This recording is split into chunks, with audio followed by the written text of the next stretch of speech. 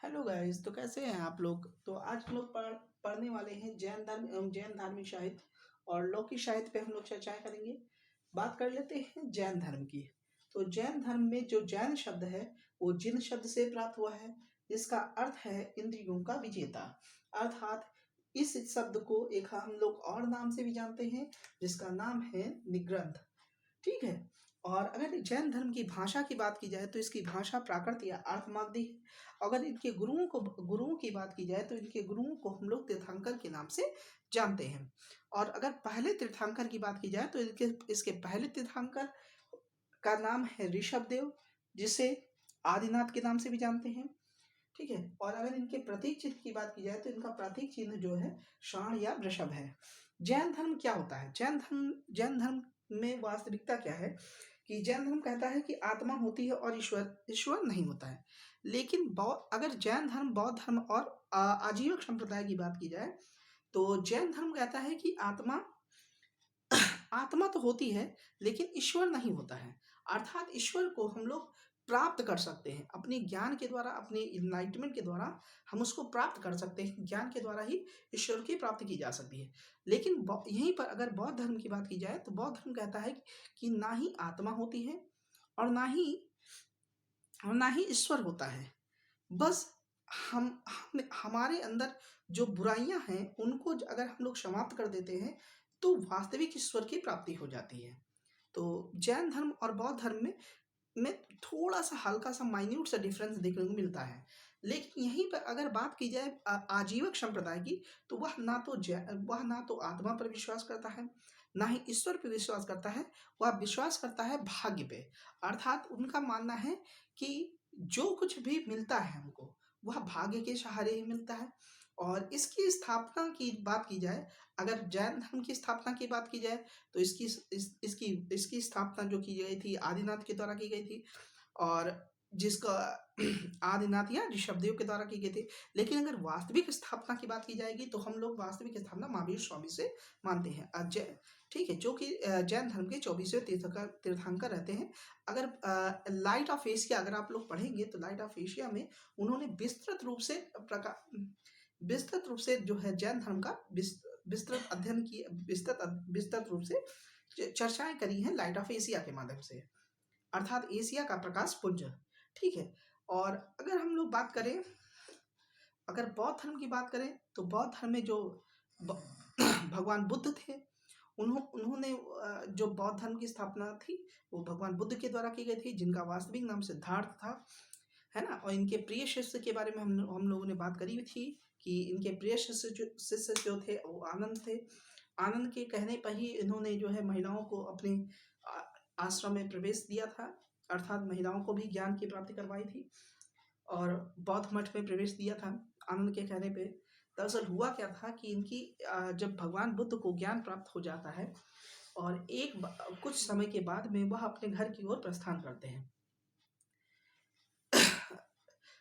और जब अपने घर की ओर जा रहे होते हैं तो उस समय उनके शिष्य जो है आनंद वह भी साथ में रहते हैं। और अचानक से इनकी बहन की नज़र इनके ऊपर पड़ जाती है, भगवान बुद्ध के ऊपर पड़ जाती है। और इनकी बहन जो है इनको देख करके बिफर बिफर के रोने लगती है और अपने भाई को स्पर्श करना चाहती है। लेकिन भगवान बुद्ध यह कहते हुए उसे अपने आप से दूर कर देते हैं कि आप अशुद्ध हैं, चूंकि आप महिलाएं हैं और आप अशुद्ध हैं। जिस पर आनंद आनंद आनंद ने प्रश्न चिन्ह खड़ा करते हुए कहा कि प्रभु, वह ज्ञान ही किस काम का, बात तो सत्य है, वह ज्ञान ही किस काम का जो महिलाओं को, जो अपवित्र को पवित्र न कर सके, जो चोरी करने वाले हैं उनको सही राह न दिखा सके, जो ऐसे ऐसे व्यक्ति हैं जो अंधकार की ओर चले गए हैं उनको प्रकाश की ओर ना ले जा सके। मैं इस ज्ञान को मैं इस जो मैं जो भी ज्ञान है मैं इस ज्ञान को नहीं मानता है, जो वह ज्ञान ही किस काम का जो ज्ञान बुराइयों को अच्छाइयों में तब्दील ना कर सके। चलिए वो तो बात रहती है बौद्ध धर्म की। बात करते हैं जैन धर्म की। तो जैन धर्म में भी इसी तरह की जो है संथारा प्रवृत्ति के द्वारा, जो जैन धर्म था वो काफ़ी कठिन था। उसकी जो नियमावली थी वो काफ़ी ज़्यादा कठोर थी, जिसका पालन करना कहीं न कहीं लोगों के लिए काफ़ी ज़्यादा कठिन था। और इसमें जो मृत्यु मृत्यु की स्थितियाँ जो थी, वो संथारा प्रवृत्ति के द्वारा थी, जो कि अब तो बैन कर दी गई है। तो इसमें भी बताया गया है कि इस आत्मा होती है, लेकिन ईश्वर नहीं होता। ईश्वर की प्राप्ति की जा सकती है, लेकिन बौद्ध धर्म कहता है कि ना ही आत्मा होती है, ना ही ईश्वर होता है। यहीं पे मखली-पुत्र गोशाल के द्वारा कहा जाता है कि ना ही आत्मा होती है, ना ही ईश्वर होता है, बस सब कुछ भाग्य पे निर्भर करता है। अगर आपके भाग्य में खाना लिखा होगा तो आप खाएँगे, है ना? तो ये केवल और केवल जो है भाग्य के सहारे जीते हैं। तो ये है तीनों में डिफ़रेंस। अब बात कर लेते हैं हम लोग, चूँकि हम लोग पढ़ने वाले हैं जैन धर्म, तो हम लोग जैन धर्म पे ही चर्चाएँ करेंगे। ये रहा तीनों में डिफ़रेंस, चूँकि अभी ये हल्का छोटी-सी क्लास है। बाकी हम लोग जैन धर्म और बौद्ध धर्म और फिर आजीवक संप्रदाय को पढ़ेंगे तो डीप लेवल पे पढ़ेंगे। चूँकि एक छोटे से वीडियो में जैन धर्म को समेटना, बौद्ध धर्म को समेटना या फिर आजीवक संप्रदाय को समेटना या हमारे वैष्णव धर्म को समेटना, वो काफ़ी ज़्यादा कठिन कठिन कार्य है, और इस कठिन कार्य को इतनी सरलता के साथ किया भी नहीं जा सकता है। तो चलिए बात कर लेते हैं हम लोग जैन धर्म की। तो जैन धर्म में जैन शब्द जो है जिन शब्द से प्राप्त हुआ है, जिसका अर्थ है इंद्रियों का विजेता। अर्थात इस जिन शब्द को हम लोग निग्रंथ के नाम से भी जानते हैं। अगर इसकी भाषा की बात की जाएगी तो इसकी भाषा प्राकृत या अर्धमगधी।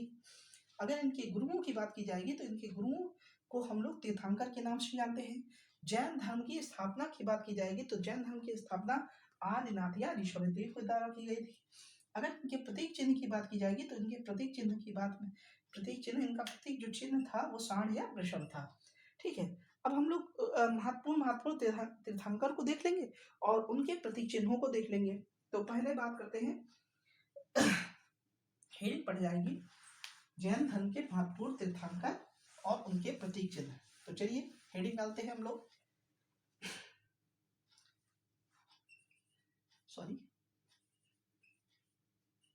जैन धर्म के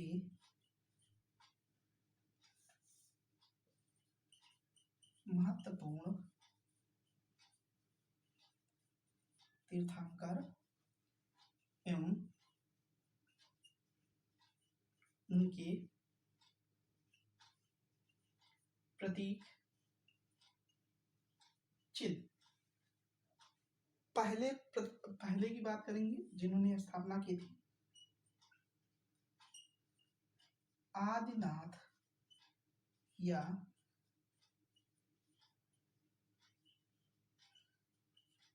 ऋषभदेव। इनके अगर प्रतीक चिन्ह की बात की जाएगी तो इनका प्रतीक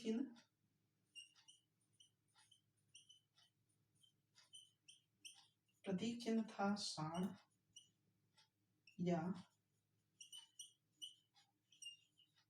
वृषभ, जो भी पेपर में दिया जाए था। दूसरे की बात की जाएगी, दूसरे तीर्थंकर थे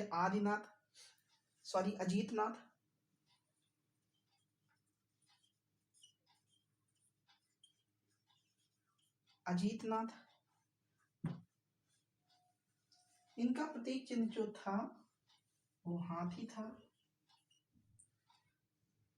तीसरे की बात करेंगे तो शंभुनाथ।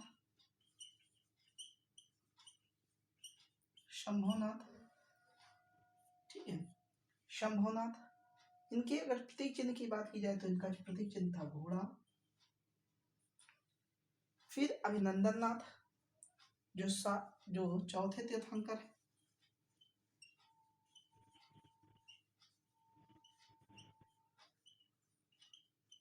अभिनंदननाथ,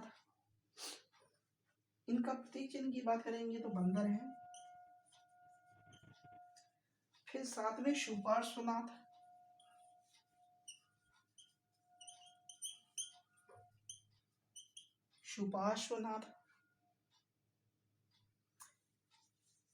अगर इनके प्रतीक चिन्ह की बात की जाए तो इनका प्रतीक चिन्ह है स्वास्तिक। इनके अगर प्रतीक चिन्ह की बात की जाए तो इनका प्रतीक चिन्ह है स्वास्तिक। 19वें तीर्थंकर पे काफी ज्यादा विवाद उत्पन्न होता है, जो कि मल्लीनाथ है।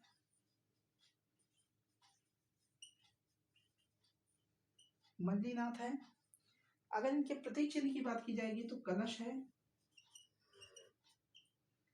फिर है 22वें तीर्थंकर। एक सेकंड देख लेता हूँ बेटा, आ रहा है कि नहीं आ रहा है। 22वें तीर्थंकर की बात करेंगे तो अरिष्टनेमी।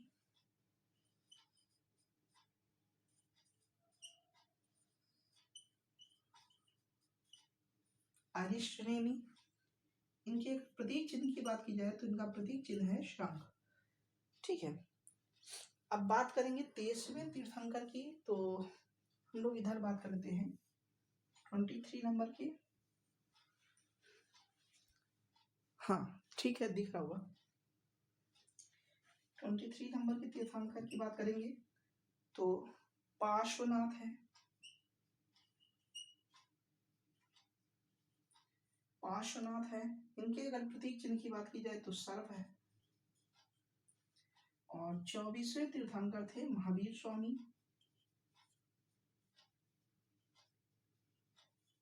अगर इनके प्रतीक चिन्ह की बात की जाए तो इनका प्रतीक चिन्ह है सिंह, और इन्हें ही वास्तविक संस्थापक कहा जाता है।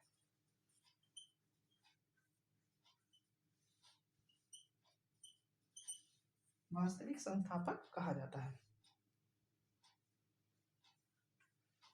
ठीक है, तो आप लोग इतना नोट कर लीजिए, फिर हम लोग आगे बढ़ते हैं।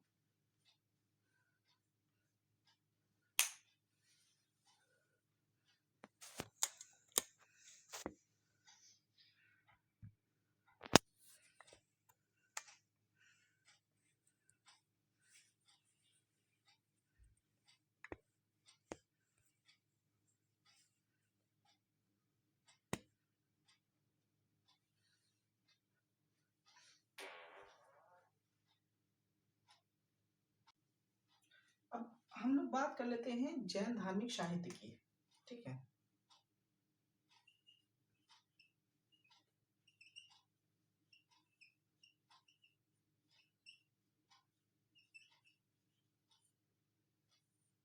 जैन धार्मिक साहित्य की बात करेंगे तो जैन धार्मिक साहित्य की बात करेंगे तो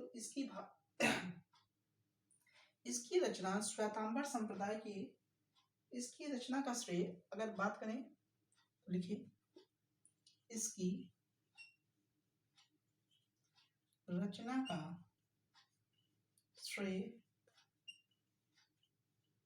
श्वेतांबर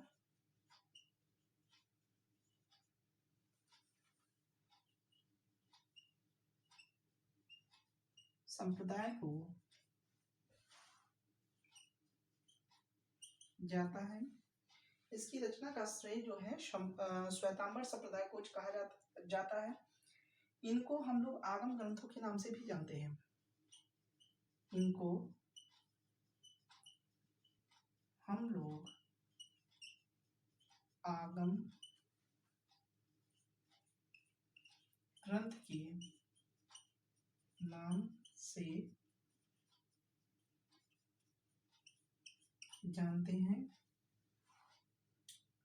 ठीक है, अब हेडिंग पड़ जाएगी जैन धर्म से संबंधित महत्वपूर्ण किताबें। जैन धर्म से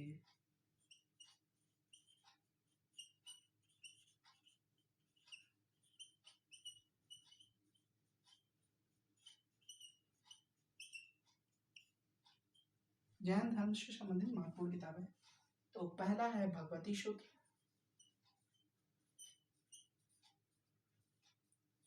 भगवती सूत्र जिससे 16 महाजनपदों की अप्रमाणिक जानकारी मिलती है। क्या है? 16 महाजनपद की अप्रमाणिक जानकारी। 16 महाजनपदों की अप्रमाणिक जानकारी मिलती है। दूसरा है यह महावीर स्वामी से संबंधित है। यह महावीर स्वामी से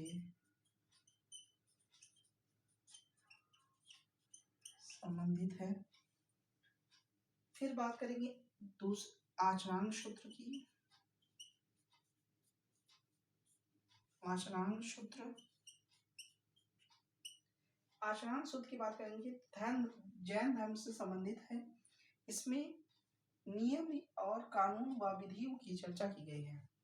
यह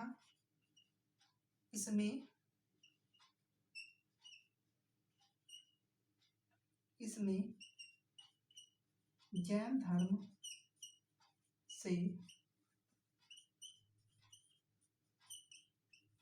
संबंधित नियम कानून की चर्चा की गई है। ठीक है, एक सेकंड हम इंक डाल देते हैं।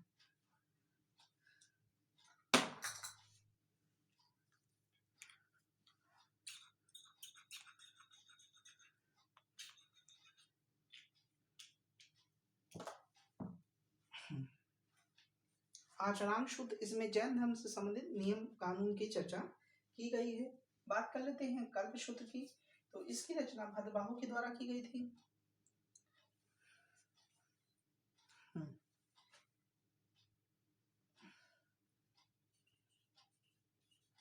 कल्प सूत्र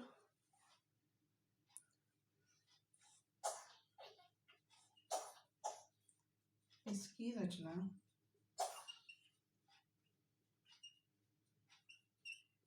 रचना भद्रबाहु के द्वारा की गई थी। इसमें जैन धर्म से संबंधित इतिहास की जानकारी मिलती है। ठीक है, आप लोग इतना नोट कर लीजिए, फिर हम आगे बात करते हैं। आई होप कि ऊपर वाला नोट कर लिया होगा।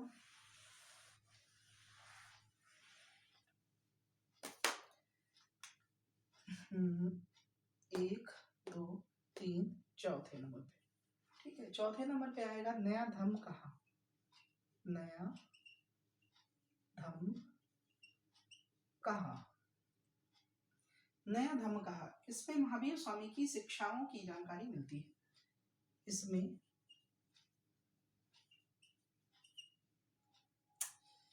महावीर स्वामी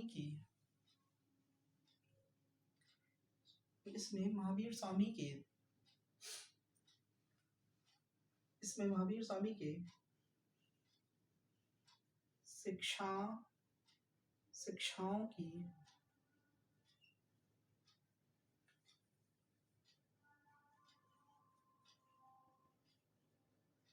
इसमें महावीर स्वामी के शिक्षाओं की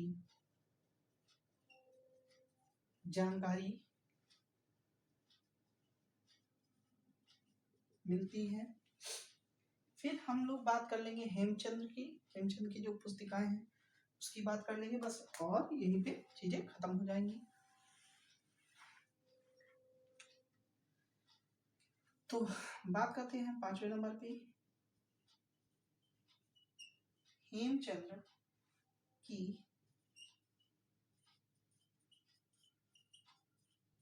परिशिष्ट पर्वन।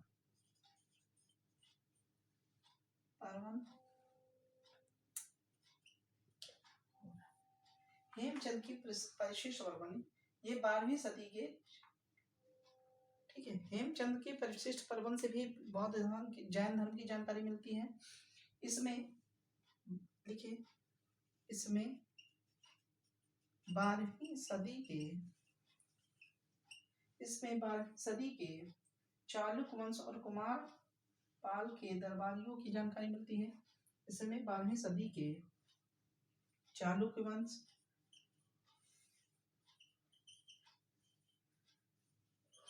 एवं कुमारपाल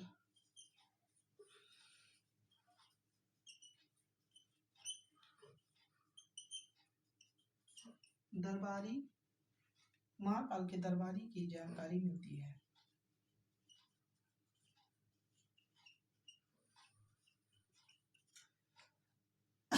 यहाँ पर आपका जैन धार्मिक साहित्य खत्म हो जाता है। तो एक बार मैं फिर से रिपीट कर दे रहा हूँ, जैन धार्मिक साहित्य, ठीक है। तो जैन धार्मिक साहित्य की जो पहली पुस्तक है उसका नाम है भगवती सूत्र। भगवती सूत्र में 16 महाजनपदों की जानकारी मिलती है। फिर हम लोग बात कर लेते हैं आचरांग सूत्र की। तो आचरांग सूत्र जो है जैन धर्म में नियम और वह कानून, आचरांग सूत्र इसमें जैन धर्म से संबंधित नियम कानूनों की चर्चा की गई है। फिर हम लोग बात करेंगे कल्प सूत्र की। तो इसकी रचना भद्रबाहु के द्वारा की गई थी। इसमें जो है जैन धर्म से संबंधित इतिहास की जो भी जानकारी है वो मिलती है। अगर बात करेंगे चौथी पुस्तक की, तो चौथी पुस्तक है नया धर्म कहा। इसमें महावीर स्वामी की शिक्षाओं की जानकारी मिलती है। फिर हेमचंद की परिशिष्ट पर्वत, इसमें भी जैन धर्म से संबंधित चीजों की जानकारियां मिलती हैं। और इसमें एक एक्स्ट्रा चीजें मिलती है 12वीं सदी के चालुक्य वंश की जानकारी एवं कुमारपाल के जो दरबारी होते हैं उनकी भी जानकारियां इसमें मिलती हैं। तो मिलते हैं नई वीडियो के साथ में। और आपका लौकिक साहित्य चूंकि एक अच्छा टॉपिक है, पढ़ाने लायक टॉपिक है, और उसका टाइम चूंकि टाइम ज़्यादा लगेगा और अपलोड करने में दिक्कत होएगी। तो मिलते हैं हम लोग नई वीडियो के साथ में। तो ये वीडियो आपको अगर अच्छी लग रही हो, और यूपीपी और यूपीएसआई यूपीपी और आपके आरओ के लिए काफ़ी ज़्यादा महत्वपूर्ण कक्षा है। तो अगर वीडियो अच्छी लग रही हो तो प्लीज़ लाइक शेयर और सब्सक्राइब करिएगा। और मिलते हैं नई वीडियो के साथ में। Thank you so much video देखने के लिए। और प्लीज़ अगर वीडियो अच्छी लग रही हो तो सब्सक्राइब कर दीजिएगा और चैनल को इसी तरह प्यार दीजिएगा। Thank you so much. मिलते हैं नई वीडियो के साथ में।